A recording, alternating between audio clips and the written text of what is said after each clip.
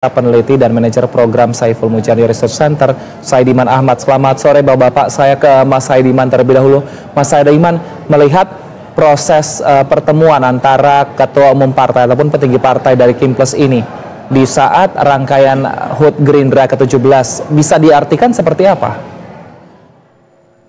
Yang pertama adalah ya kita melihat dari atau menerima saja apa yang disampaikan oleh tadi ya politisi atau anggota dari partai pendukung pemerintah, pendukung Pak Prabowo Subianto. Ya mungkin saja ini benar, ini ada momentum di mana ada ulang tahun Gerindra dan juga ada momentum di mana Pak Prabowo terpilih kembali sebagai Ketua Umum Partai Gerindra. Dari satu sisi ya mungkin ini semacam silaturahmi untuk peristiwa politik mutakhir itu, tetapi juga saya kira kalau kita baca secara lebih luas memang ada kebutuhan dari Prabowo Subianto untuk kemudian menjaga solidaritas atau soliditas partai-partai pendukungnya di tengah sejumlah kebijakan atau sejumlah kerja-kerja yang luar biasa dari pemerintah yang mendapatkan perhatian publik luas. Misalnya yang paling mutakhir adalah soal efisiensi anggaran. Tentu saja efisiensi anggaran ini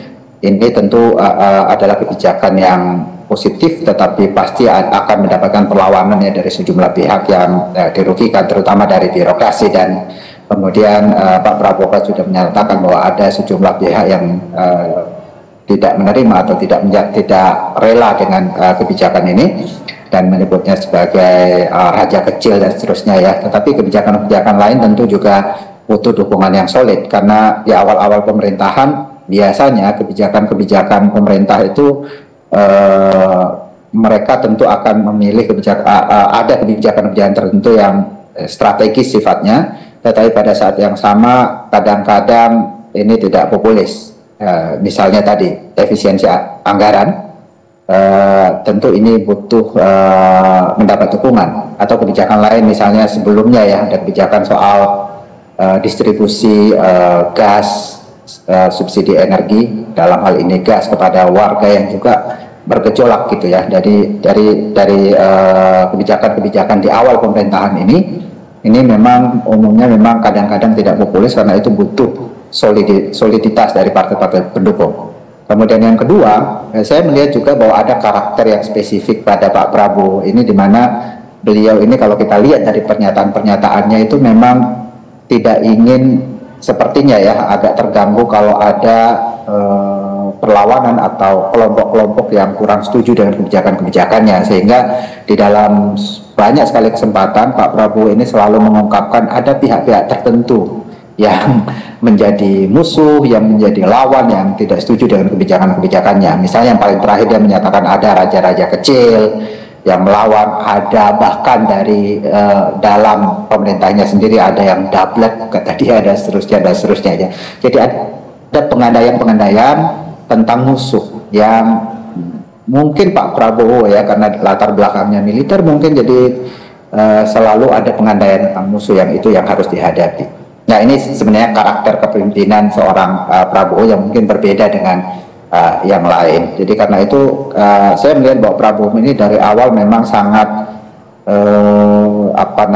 memberikan perhatian yang sangat serius terhadap bagaimana soliditas ya kekuatan politik di Indonesia agar semuanya berada di belakang beliau. Sehingga saya kira kalau ada acara-acara semacam ini, ada konsolidasi dan seterusnya, menurut saya ini mencerminkan atau ini konsisten ya dengan karakter kepemimpinan Pak Prabowo sejak awal gitu, yang ingin agar kepemimpinan ke depan ini selalu mengedepankan persatuan, kerjasama, solidaritas dan seterusnya semacam itu.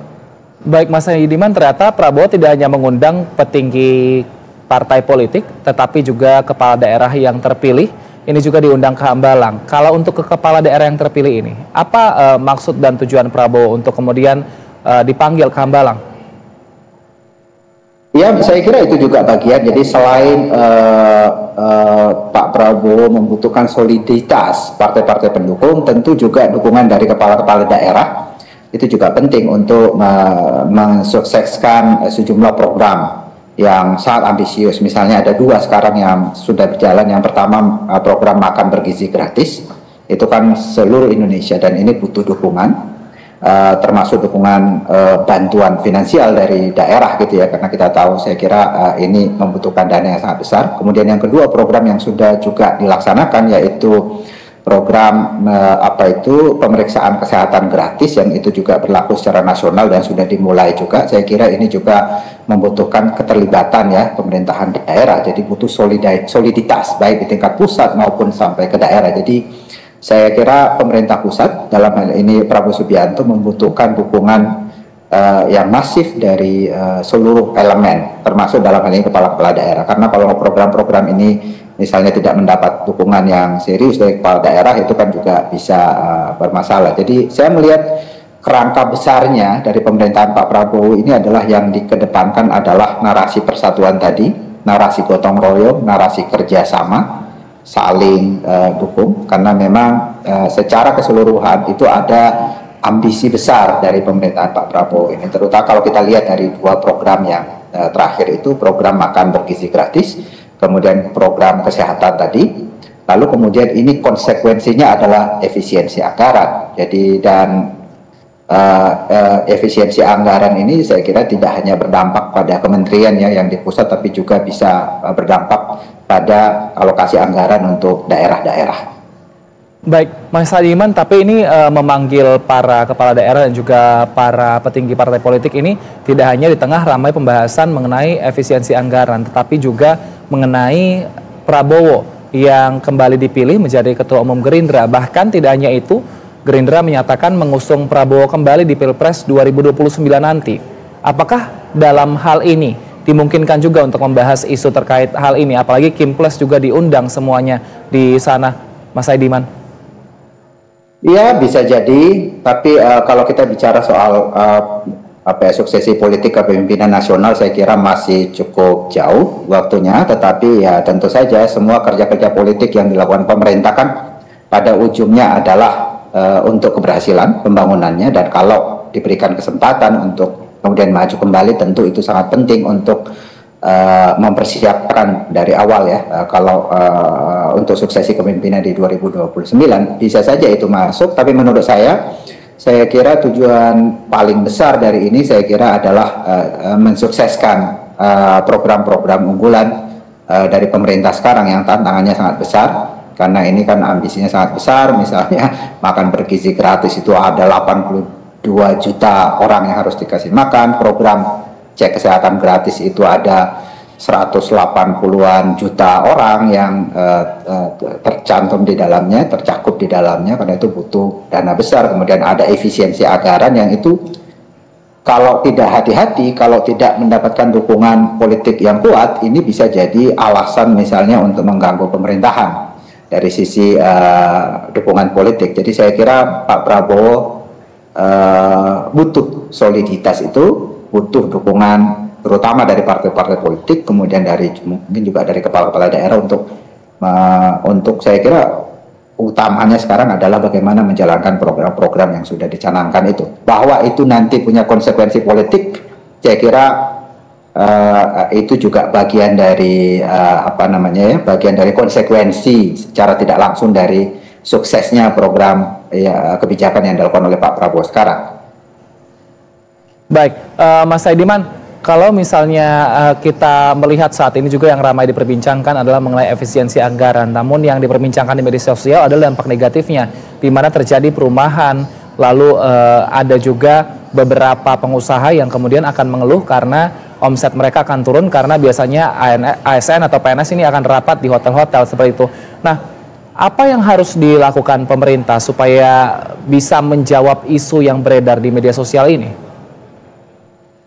Iya, saya kira itu betul sekali. Jadi program efisiensi anggaran ini tadi saya katakan tentu berdampak ya pada sejumlah pihak. Pertama misalnya, yang paling pertama tentu saja yang terdampak adalah kementerian dan lembaga itu sendiri yang mungkin selama ini mendapatkan dana yang berlebih misalnya ya, tiba-tiba harus melakukan pemangkasan anggaran. Tentu saja akan ada dampak negatifnya, misalnya tadi disebut hotel-hotel dan seterusnya yang selama ini digunakan untuk acara-acara dari kementerian dan lembaga, tiba-tiba sekarang kan harus berkurang acara-acara itu dan seterusnya, tentu akan berdampak. Tapi menurut saya ini adalah konsekuensi memang dari pemangkasan anggaran, konsekuensi yang saya kira karena ini kebijakannya diambil ya tentu itu tidak bisa dilepaskan. Tetapi saya kira pemerintah perlu memikirkan ya dampak ini dan bagaimana menyelesaikan persoalan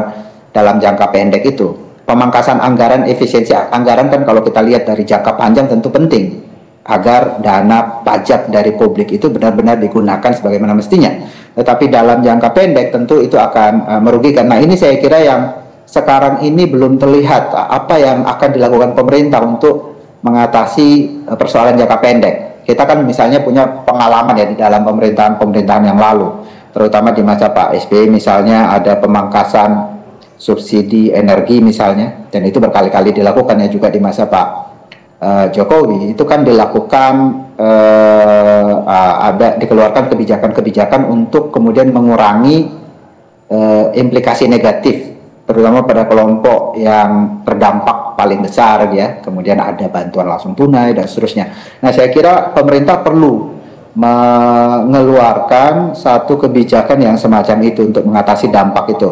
Dampak secara tidak langsung dari program yang sebenarnya dalam jangka panjang mungkin baik ya karena mengefisienkan penggunaan pajak dari publik gitu. Tapi tentu ada dampak. Nah ini saya kira ini yang belum kita dengar.